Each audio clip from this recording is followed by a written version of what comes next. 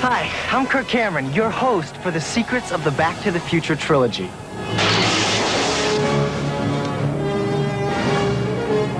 In the next half hour, we'll take an inside look at the amazing trilogy of films that have carried Marty McFly and Doc Brown across the time barrier, spanning more than a century of adventure.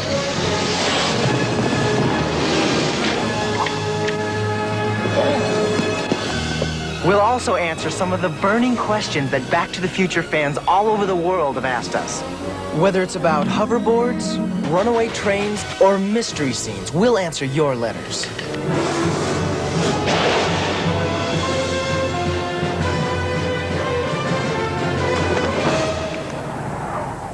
And as you can see, we have plenty of letters to choose from. Hey, fella! You Kirk Cameron? Yes, sir. This telegram just arrived for you. For me? That's right. Oh, hey, it looks like our first question. Grady Cooper from Sioux City, Iowa writes, Dear Back to the Future, when I saw Back to the Future Parts 2 and 3, I left the theater wishing I had a hoverboard. Then I saw an interview with the director saying they were real. The next day I went to all the toy stores and sporting good outlets and I could never find one. What's the deal? Well, I'm sorry to break the news to you, Grady, but director Robert Zemeckis was only joking. Hoverboards have yet to be invented, but maybe someday. But if hoverboards don't actually exist, then how did the filmmakers make them look so realistic in the film? Well, it wasn't easy. Get him!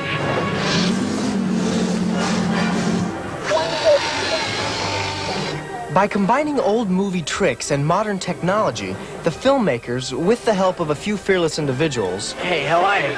met the hoverboard challenge head-on.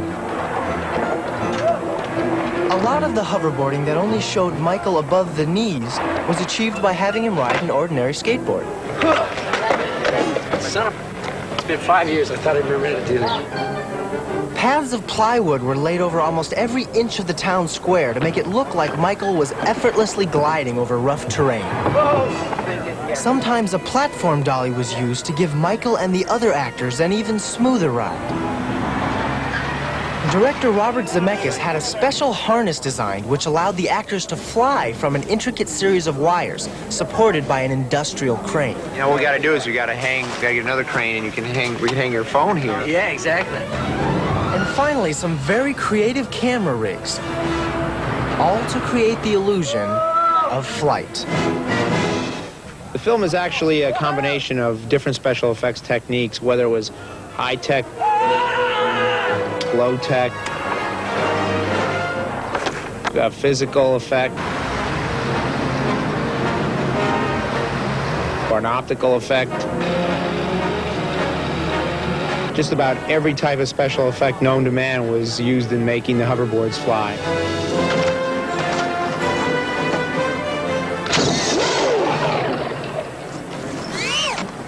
Oh, God!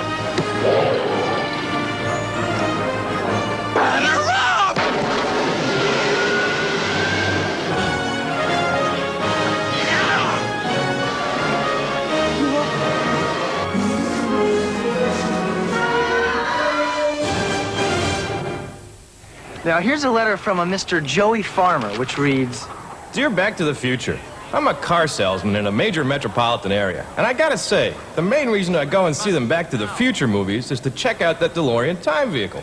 Boy, is that baby flat equipped. If you could give me a rundown of some of the features of this fine machine, I'd be much obliged. Well, Mr. Farmer, the DeLorean has undergone a lot of changes throughout the 3 Back to the Future films. Now, the essentials, like the flux capacitor, This is what makes time travel possible.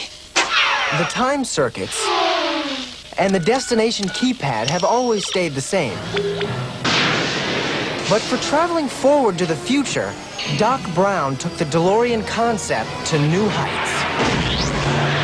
Modified and futurized with a simple hover conversion from the year 2015, the DeLorean was able to defy gravity as well as the time barrier. But if you're traveling through time, you're going to encounter some different terrain. Whether you're crossing the high plains or riding the rails in the Old West, the DeLorean is the time machine of choice. Look out!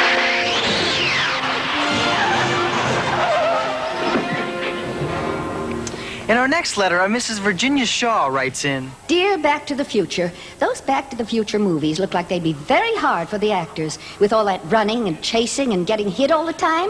Is it really as hard as it looks? well, Mrs. Shaw, it is true that one of the things the Back to the Future films are known for is the physical demands placed on the actors.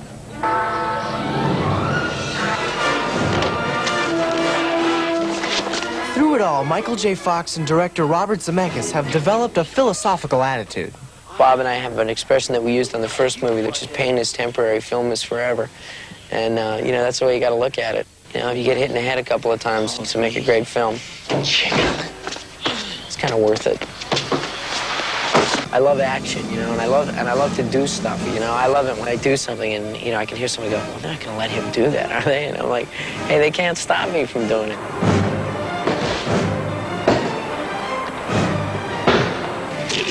While co-star Tom Wilson liked the physical side of his role, he was glad when it was over.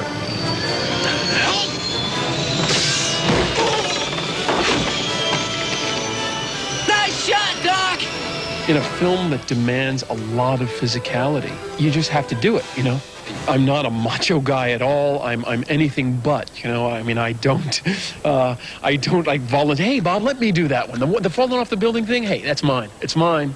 Don't get a stuntman. While all three Back to the Future movies are action-packed, the final part of the trilogy presented a new series of challenges for the actors.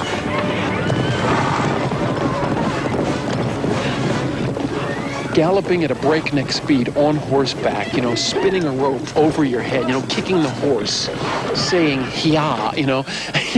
There's something I never thought I would actually yell at a horse, "Hia." I always thought, you know, if I yell something at a horse, it will be like, "Easy, big fella." Something like that, something like, "Whoa." I don't know if part 3 was especially more physically demanding than part 2. It just seemed like there was something new every day. Just running and jumping and falling and being dragged. And then also a lot of stuff on the train, running along the tops of the train. It's fun. I mean, I really enjoy it. Boom! Good one. One more, Dan. Shooting action sequences requires more than physical strength. Scenes must be carefully choreographed and rehearsed. When it comes to a fight sequence, it takes a lot of time to set these things up because not only does it have to look exciting, but it has to be totally safe for the actors. Just don't come at him with the pain, come at him with the rage. Right. After you realize that he's hoodwinked you. Yeah. Okay, here we go. Here we go. Action! With the actors set, the scene was ready to be shot.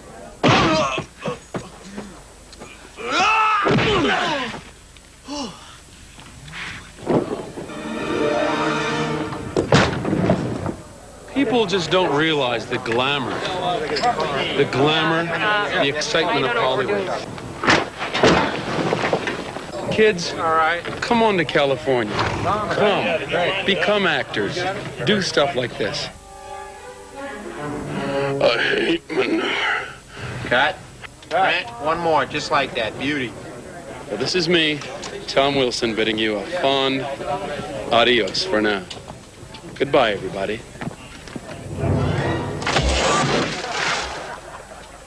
See, being an actor isn't always easy. You've got to be prepared for anything.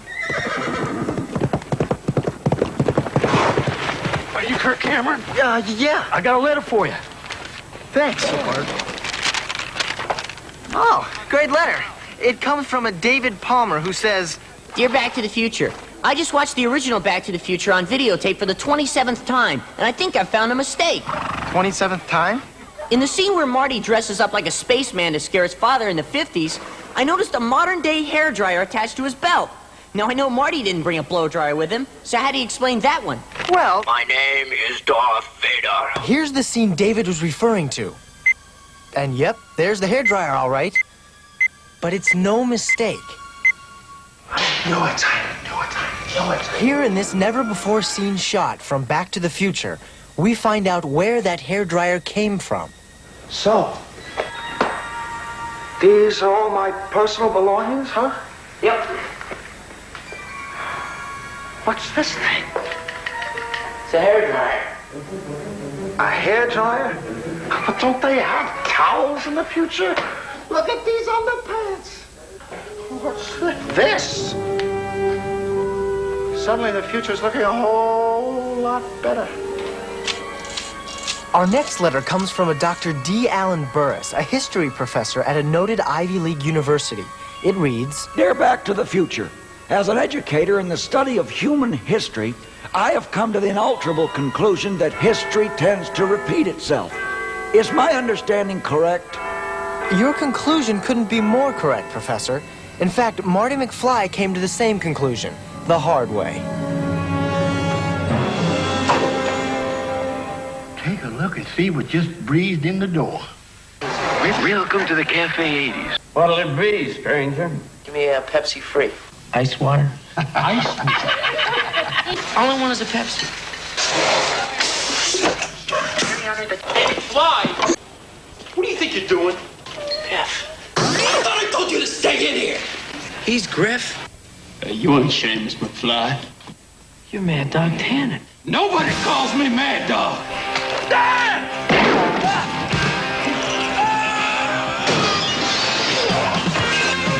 You better run, squirrel.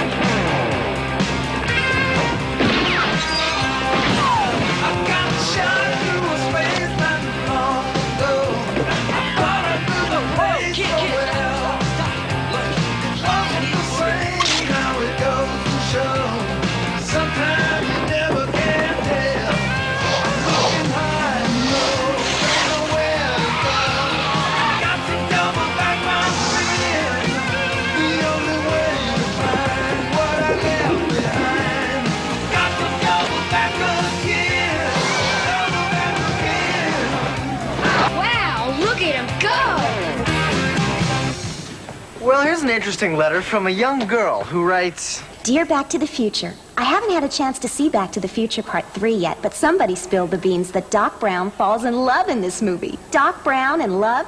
Just what kind of a woman does it take to win Doc's heart? well, obviously, the Doc wouldn't fall for just any woman. The love of Doc's life is a very special lady. And let's face it, very few relationships start out like this.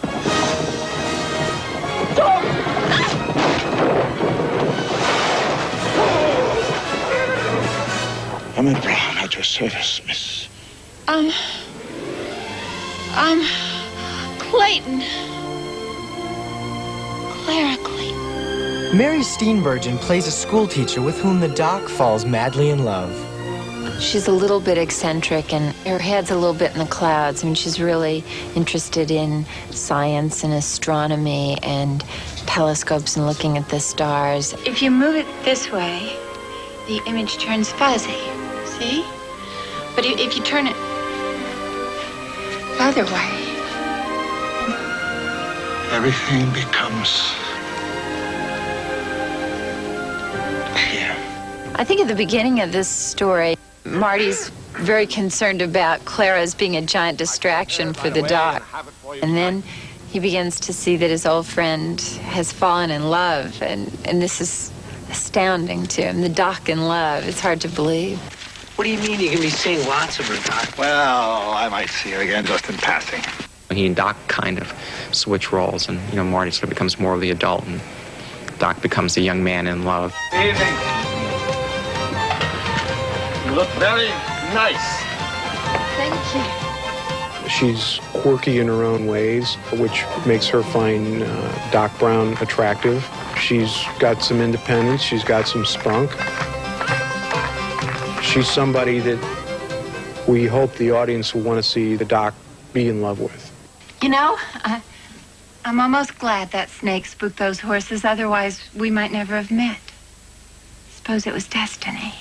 When she meets the Doc, it's like nothing ever made sense in her whole life until that moment. You're quite welcome. So it's pretty much instant in love, and they're sort of kindred spirits in a way. I think that they were both kind of misfits in whatever time they were in, but when they're together, everything makes sense. I never met a woman who liked Jules Verne before. I never ever met a man like you before.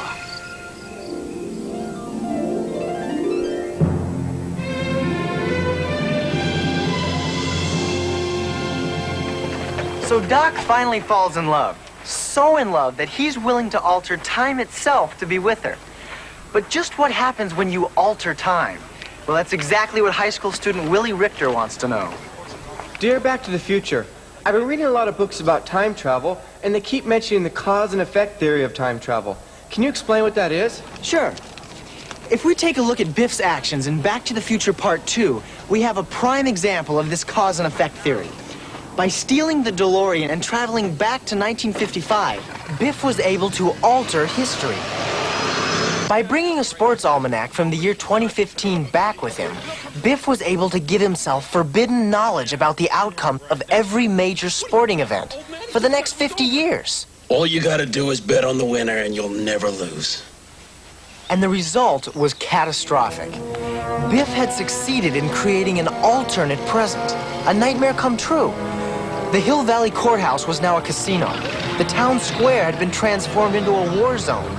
And in this scene that was eventually cut from the film, we see what became of Marty's high school.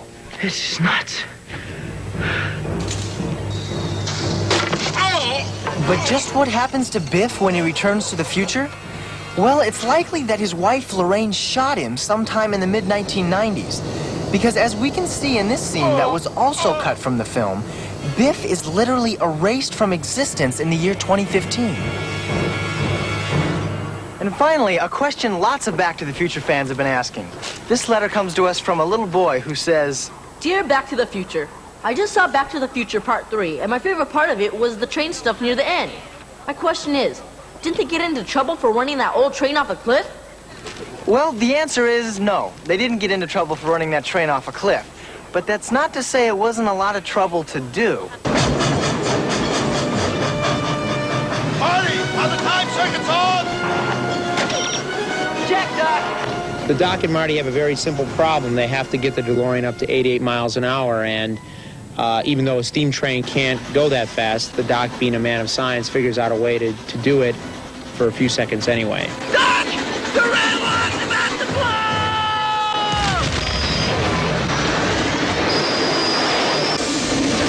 blow! Even though the train took quite a beating, there was a limit to what the filmmakers could do.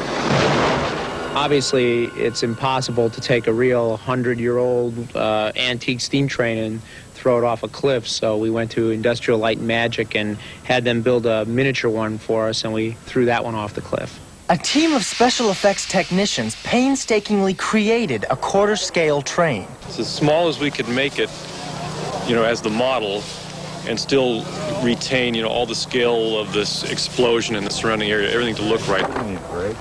It's a nice, beautiful, expensive model sitting down there. Gorgeous thing, the model makers love it, and we're about to take it and fling it off this trestle and smash it to pieces. We've relieved the frame, the chassis, has strategic points that hopefully it'll crunch and bend just like it should. And it's all over in 2 seconds, and it was about a 2-month job to put it together. The production crew used 6 cameras to capture every angle of the crash. And after one final safety check, everything was ready.